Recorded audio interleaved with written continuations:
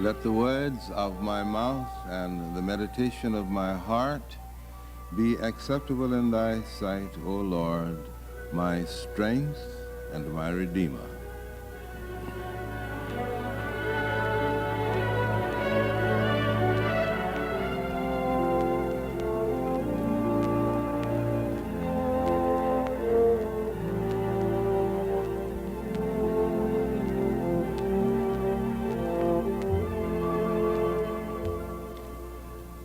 Last summer, it was my privilege to spend 6 days at the 5 years meeting of friends, of Quakers. And while there, I discovered a little pamphlet, one of the Pendle Hill pamphlets, which has to do with the writing of poetry among Quakers.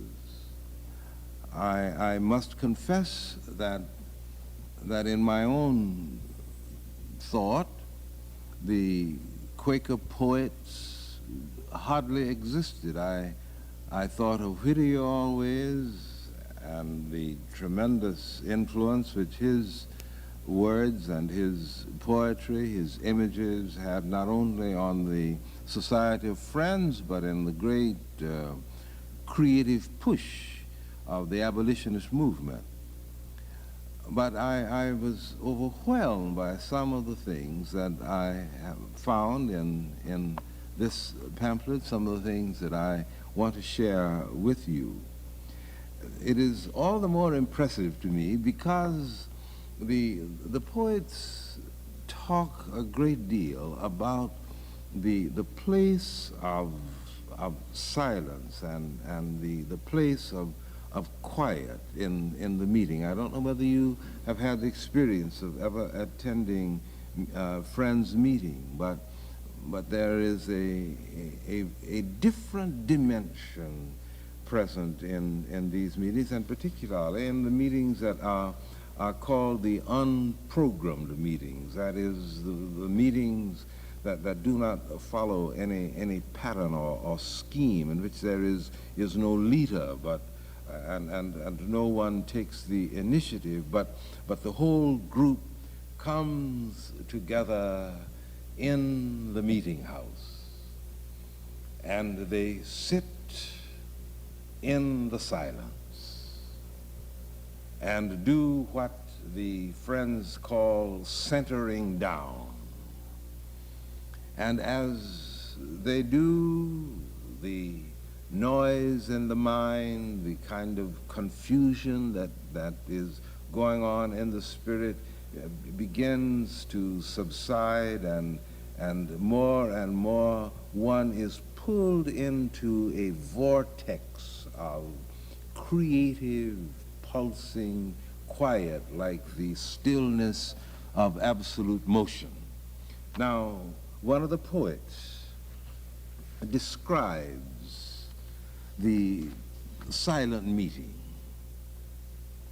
Enter the meeting and sink down in quiet. Grow deaf to hear. Repeat the wordless litany of silence. Silence invisible and necessary as air. Our bodies dwelling before birth and after death.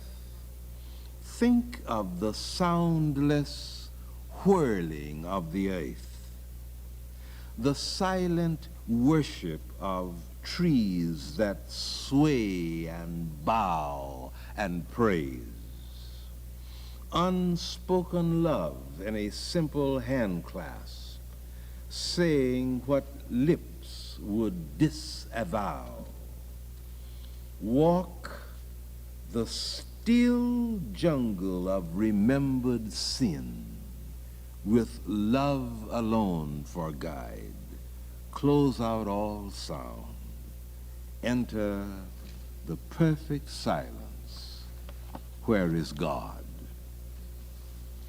And then another, Anne Ruth Sharbaker, describes the meeting house, the old meeting house, where there is no symbolism, where there is no altar, where the people simply gather, and in some of them there is a fireplace, and in the fireplace there are logs burning, and as one sits and is gathered up in the creative silence, one's mind is stretched and one's spirit is, in a sense, hollowed out to make room for the movement of the mind and the life of God and the spirit of the worshipers. Now, this is how she describes it. The sound of silence lies within this place, cool to the fevered heart as a fan in the heat of the day, and to the mind's chill uncertainties, warm as a fire in the lonely watches of the night.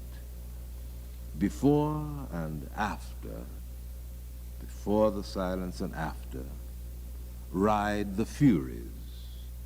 Here is the eye of calm within our storm. Here the long, timeless tides of all men's consciousness break at our feet. And then this is another dimension of the same thing. The kind of prayer that this sort of silence inspires, but it's slightly different from the rather placid, smooth movement of the lines that describe the silence of the meeting house or the silence in the meeting itself.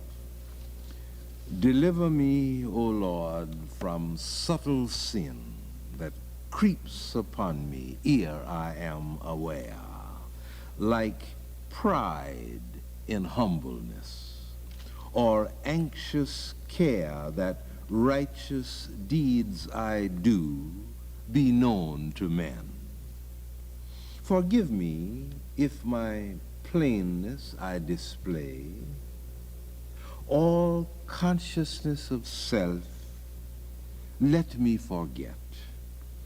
Teach lowliness to me, O Lord, and let my inmost self be clad in Quaker gray.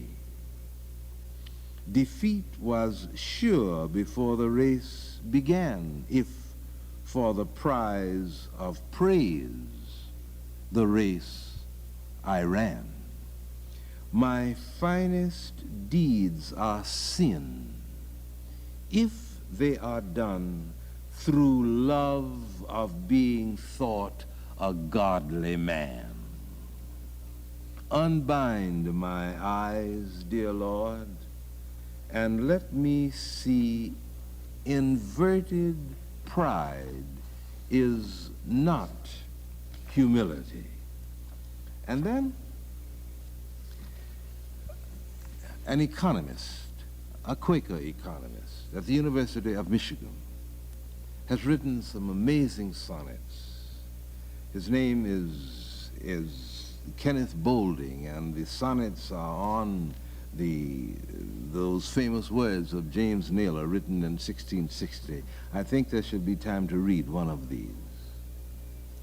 My Lord, thou art in every breath I take, and every bite and sup taste firm of thee.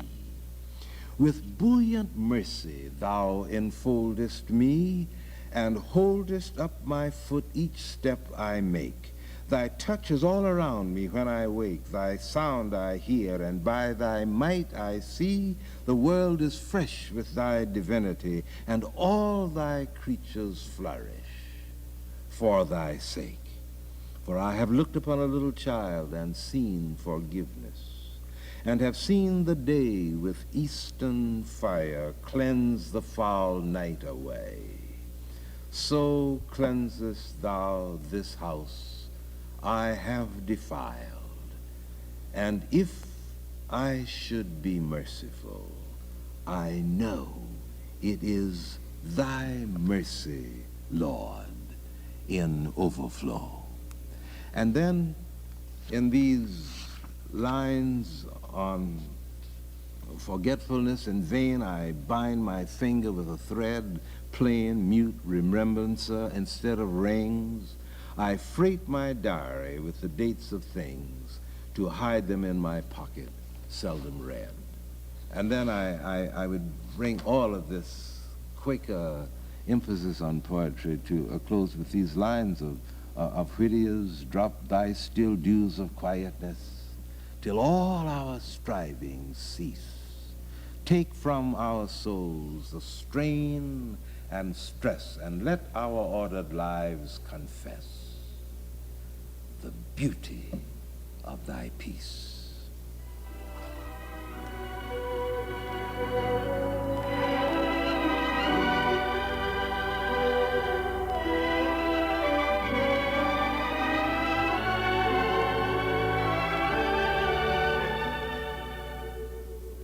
Let the words of my mouth and the meditation of my heart be acceptable in thy sight, O Lord, my rock and my redeemer.